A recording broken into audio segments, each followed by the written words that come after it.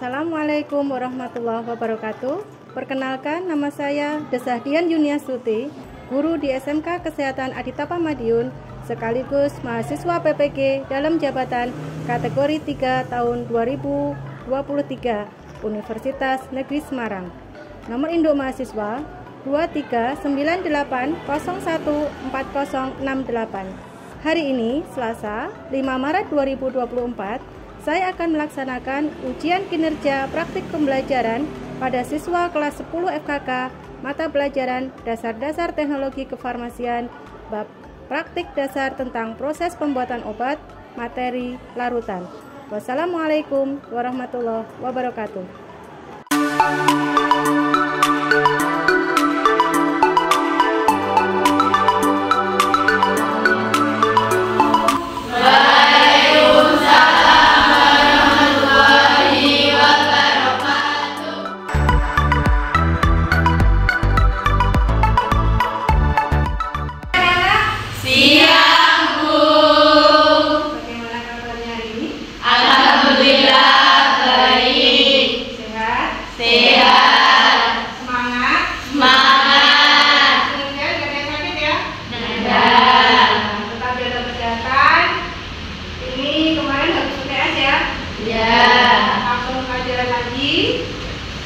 Kita ini mau puasa, jadi tetap jaga kesehatan biar tidak sakit. Boleh minum vitamin kalau memang dibutuhkan. Oke, untuk hari ini Ibu akan memberikan tentang larutan ya. Tapi sebelumnya kita berdoa dulu, Mbak. Sudah siap gerak, berdoa mulai. Doa selesai. PM sudah. Terakhir resep. Tadi semua masuk ya? Masuk. Terakhir tentang kopi resep. Ini saya lanjutkan tentang larutan. Ya. Larutan di sini Ibu akan memberikan tentang apa itu definisi larutan, apa itu macam-macam larutan, terus keuntungan dan kerugian dari larutan, macam-macam sediaan yang termasuk dalam larutan itu banyak sekali, dan terakhir tentang menganalisis ya macam-macam larutan tersebut dia biasa digunakan untuk pasien usia berapa. Oke, sebelumnya saya tanya, jika ada pasien datang, contoh di apotek, terus kamu yang jaga, pasiennya itu setelah itu dia bilang, Mbak, anak saya sakit usianya 1 tahun. Ya, 1 tahun ya. Kira-kira kamu ngasihnya obat untuk apa? Saya Bu, ya, sediaan Buyer, masa langsung terus gitu? Ya. Ada lagi? Saya beli sediaan sirup karena rasanya tidak pahit. Oke, sirup. Jadi kalau untuk anak-anak di bawah paling nggak 7 tahun ya, kan mereka masih sulit untuk minum obat. Jadi takut karena pahit, karena mungkin memang anak masih kecil itu tidak bisa ya minum tablet atau minum kapsul, otomatis dari pabrik sudah diformulasikan dalam bentuk yang tadi sirup. Sirup itu termasuk dalam larutan. Ya. Oke. Di sini saya akan memberikan video ya tentang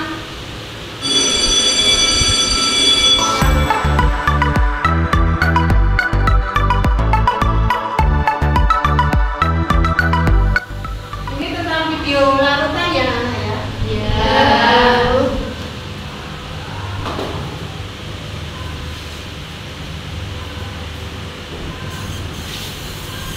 Warahmatullahi wabarakatuh.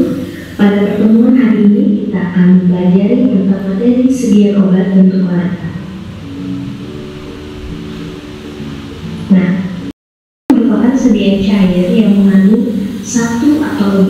kimia yang terlarut.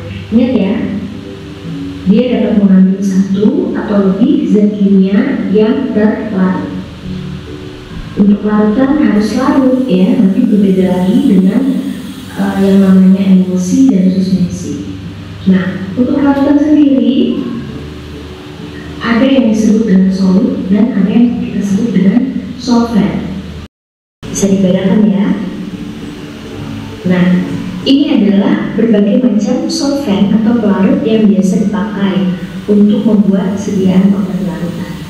Kita lihat di bagian sini, ini adalah solventnya yang sering digunakan, mulai dari air, spiritus, gliserin, ether, minyak hingga parafin liquidum. Nah, kemudian untuk kolom di sebelah sini, ini adalah solut atau zat terlarut yang akan dapat larut di dalam solvent-solvent tersebut. Jadi, untuk solvent air, solut apa yang dapat larut di dalam air, yaitu macam-macam garam, misalnya natrium klorida, kalium klorida, kalsium klorida, dan lain-lain. Untuk spiritus sendiri, solut yang dapat larut yaitu camphor, iodium, menthol. Kemudian untuk gliserin yaitu tannin, zat sama, boraks, dan fenol.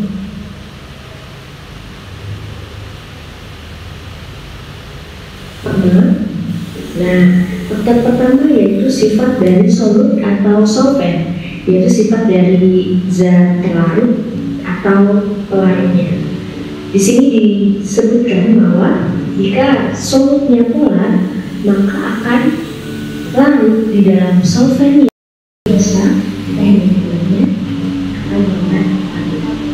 Kemudian untuk terakhir pengarukan, semakin cepat pengarukan maka akan semakin larut. Bayangkan ketika kalian membuat teh dengan gula yang ada di dalam teh. Yang tadi itu kan tentang apa itu sebenarnya larutan. Sudah ada ya keterangannya. Larutan adalah. Tadi kan sudah Ibu ini ya tentang video yang pertama tentang definisi larutan. Tadi sudah ada. Apa itu larutan? Ya, jelas. Oke, sediaan cair yang mengandung zat kimia yang terlarut satu atau lebih. Oke, betul. Kemudian yang tadi sesuai dengan tujuan kita hari ini ya, tentang definisi sudah, tentang apa saja macam-macam larutan tadi, pelarutnya apa, zat yang terlarut apa saja yang mempengaruhi kelarutan, baik pengarukan, suhu dan sebagainya. Yang kedua ini Ibu ada video lagi tentang macam-macam larutan dengan keuntungan dan kerugian sendiri. Ya, kita akan membicarakan secara obat larutan yang part 2 ya ini. Untuk part pertama mungkin masih ingat ada kompetensi dasar yang kita tuju yaitu definisi, keuntungan dan kerugian dari sediaan cair atau sediaan larutan ya. Kemudian faktor-faktor yang mempengaruhi kelarutan zat. Terus definisinya, keuntungan dan kerugiannya, kemudian di sini ada contoh. Pernah lihat nggak? Nah, ada yang pernah, ada yang enggak. Kalau yang punya adik pasti sudah pernah itu. Mufakrik sirup ya. Sirup itu termasuk dalam nanti bisa dipelajari ya, termasuk dalam tadi elixir atau termasuk sirup atau termasuk posio dan sebagainya. Itu bisa dipelajari, nanti bisa dibuka bukunya, buku paket, dan bisa berdiskusi setelah ini. Terus yang kedua itu apa? Betadine bottle, obat untuk tumor. Kalau obat tumor berarti tidak boleh. Terus ada contoh lagi. Contoh obat untuk larutan ada ramen dan ada lantacitote. Nanti ada dan saya bagikan nanti PKBD-nya sesuai dengan setelah pembagian kelompok.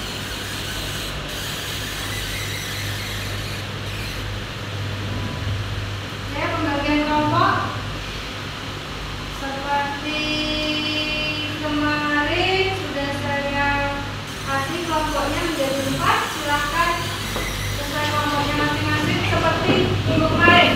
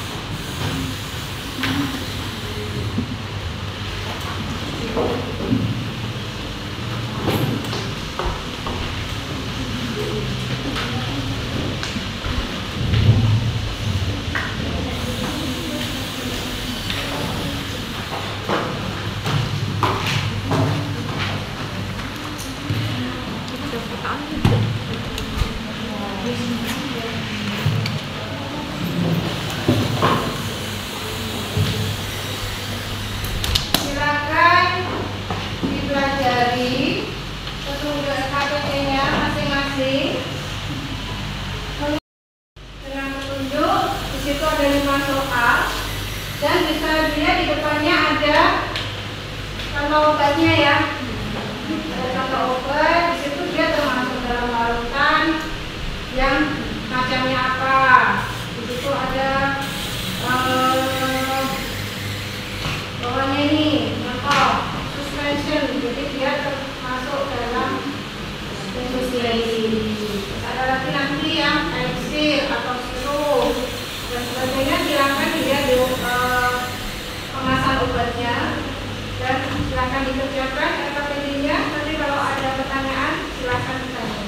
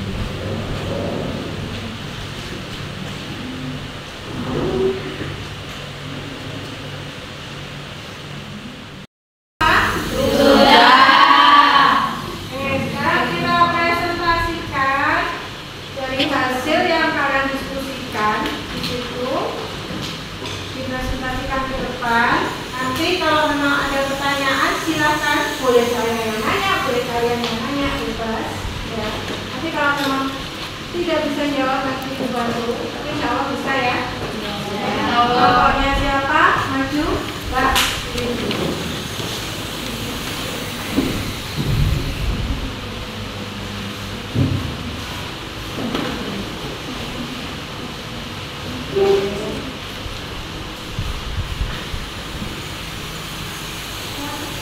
Assalamualaikum warahmatullahi wabarakatuh. Waalaikumsalam warahmatullahi wabarakatuh. Berdirinya kami di sini akan mempresentasikan hasil kerja kelompok diskusi kelompok kami.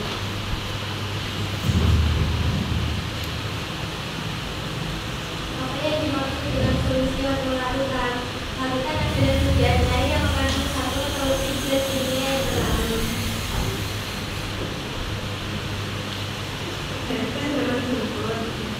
Nama obat betadine dan disediakan larutan komposisi obat povidone indolin 1%. Indikasi obat membantu perjalanan hidrolis sebagai satu tenggorokan, fungsi lengkap, formulir dan akan tidak segar.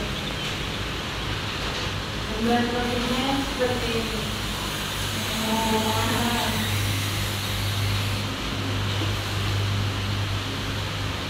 Penggunaan intelijen yang dilakukan perizinan yang pertama merupakan campuran rutin, yang kedua dari misalkan lupa dalam pembuatan, yang ketiga dapat diberikan dalam larutan encer sedangkan waktu dan waktu sulit diencerkan, yang keempat sejak awal obat terbentukkan karena obat cepat absorpsi, yang kelima bisa diberi informasi bau-bauan dan warna, yang keenam untuk pemakaian luar untuk larutan bisa digunakan.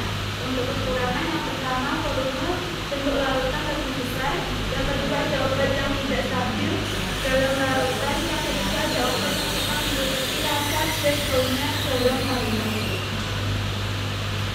Yang keempat, pasien datang dengan keluhan perutnya mual, terasa penuh sepanjang hari, kembung dan agak mual. Pasien meminta kepada Anda untuk dicarikan obat yang sesuai dengan keluhannya dan berupa sirup karena pasien tidak bisa minum obat dalam bentuk padat. Anda memberikan obat forte suspensi seperti yang ada di gambar. Ini gambarnya. Apakah yang Anda ketahui tentang obat dalam bentuk suspensi? Suspensi adalah sediaan cair yang mengandung partikel tidak larut dalam bentuk halus yang terdispersi ke dalam fase air. Yang kelima, sebutkan macam-macam larutan yang Anda ketahui. 1. Emulsi, 2. Suspensi, 3. Proteum, 4. Sirup. Sekian dari kelompok kami. Ada yang mau ditanyakan? Ya. Jika anak-anak sakit, biasanya kan banyak pilihan obatnya. Itu sebaiknya diberi sediaan sirup atau tablet beserta alasannya. Kita lebih memilih merekomendasikan sirup karena mempunyai kelebihan antara lain merupakan mudah diberi pemanis, baunya dan warnanya untuk yang mudah ditelan juga. Terima kasih. Ya, jadi kan kalau anak-anak itu biasanya dibutuhkan yang dilihat ya, yang dibau, yang dirasa. Contoh yang dilihat, warnanya merah, kayak sirup marjan ya. Jadi kembali yang lainnya kan, wah enak kayak sirup marjan. Makanya dulu, yang kedua baunya, karena ada bau jeruk, strawberry, plus rasanya. Ya.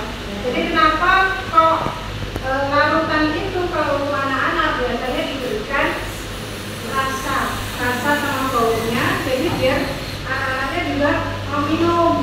Karena biasanya kalau cara penyakit kalau dikasih air mau, karena udah takut kan, lihat cendolnya aja udah takut karena pahit. Makanya di sini diberi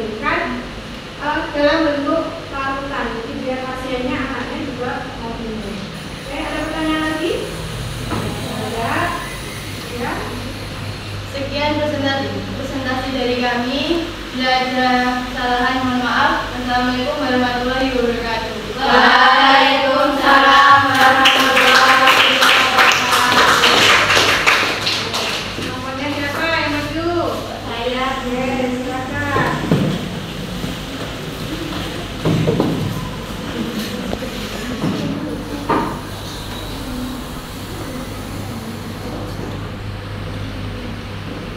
Assalamualaikum warahmatullahi wabarakatuh. Waalaikumsalam warahmatullahi wabarakatuh. Intinya kami di sini akan mempresentasikan hasil dari diskusi kami. Yang pertama, apa yang dimaksud dengan solution atau larutan? Adalah sediaan cair yang mengandung satu atau lebih dari zat kimia yang berlarut. Kemudian ada nama obat etadin berikut penelitian lakukan homosulfat poligen iotin 1%. Indikasi obat membantu meredakan sakit tenggorokan, isi bengkak, bau mulut atau nafas tidak segar.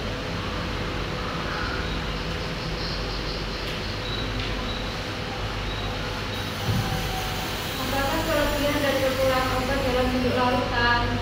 Kelebihan merupakan campuran homogen.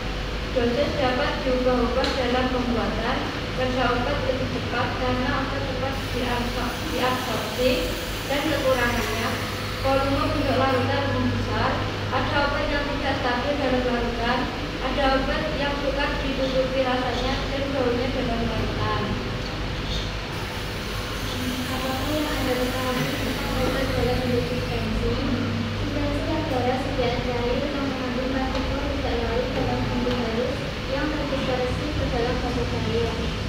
Sebutkan macam-macam larutan yang Anda ketahui. Ada emulsi, suspensi, sirup atau eliksir, dan lotion. Ada yang bertanya teman-teman? Silakan bertanya. Saya yang tanya ya. Contoh larutan untuk pengajian pula. Lotion. Contohnya apa tuh lotion? Kalau biasa dipakai alatin, lotion terus dan body. Tidak.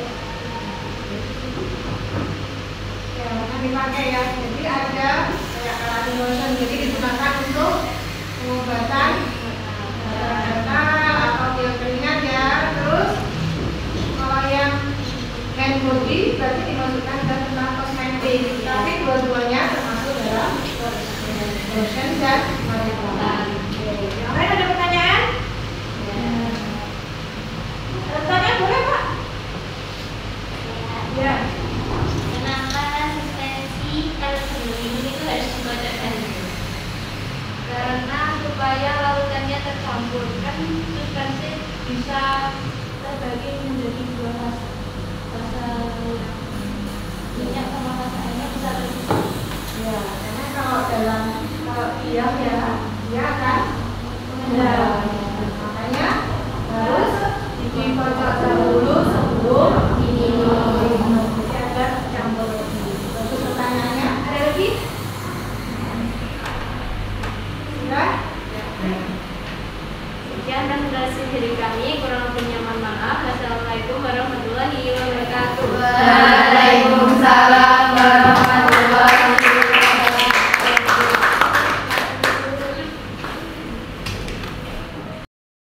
Nah, dari semua yang sudah dilakukan hari ini, kalian sudah melakukan diskusi ya. Dari diskusi itu kita saling apa? Ya, kan memberikan pemikirannya jadi satu, terus nanti kita pikirkan bareng-bareng, didiskusikan. Ternyata semuanya sudah bisa memahami apa itu larutan. Ya, bisa nanti bisa browsing atau lihat di bukunya masing-masing, di buku paket ya, tentang larutan dan macam-macamnya. Terus hari ini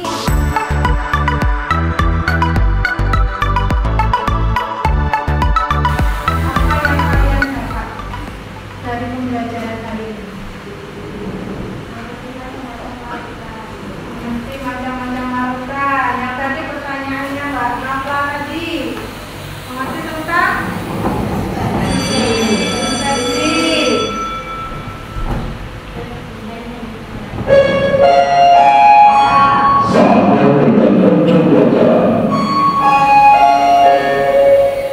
Kelebihan dan kekurangan dari larutan. Dan yang paling penting kita bisa memberikan pilihan kepada pasien yang benar.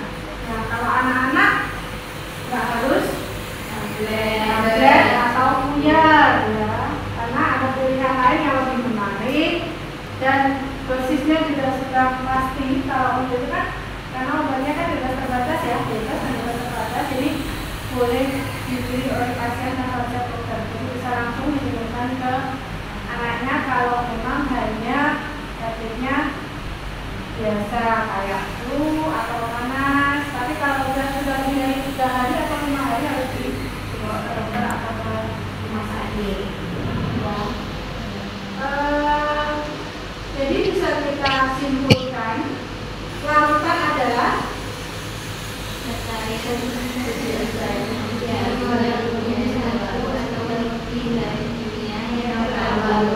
campuran ya, campuran satu atau lebih bahan kimia yang terlarut. Sebutkan ada 2 saja kelebihan dari larutan.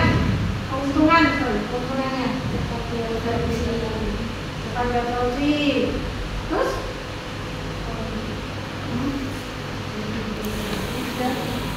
yang buat anak-anak mudah ditelan ya, baunya enak. Terus kalau kekurangannya ada bila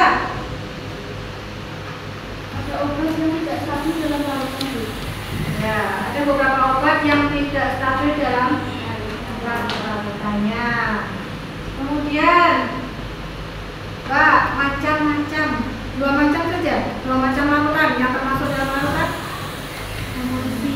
Emosi, terus suspensi. Jadi suspensi ada contohnya ya yang ketemu tadi, ada plantasi kortek itu contoh suspensi.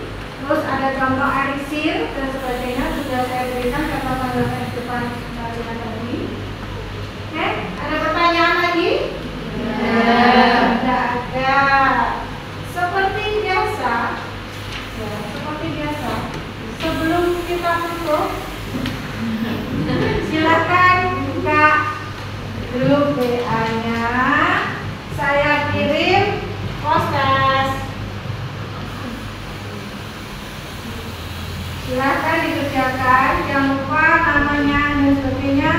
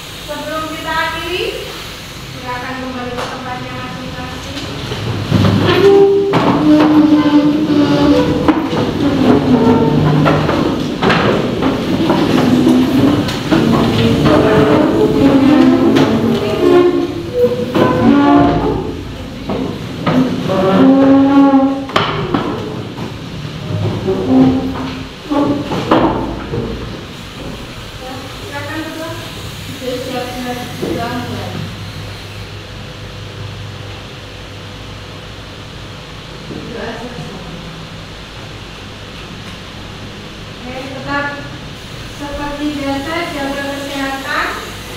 Habis ini nanti pulang hati-hati di jalan ya. Ya. Jangan belok-belok. Apa harus belok? Sampai ketemu di pelajaran tentang minggu depan ya. Minggu depan kita akan mempraktekkan cara pembuatan lapisan. Biasa kita lihat praktikum. Oke? Ada pertanyaan?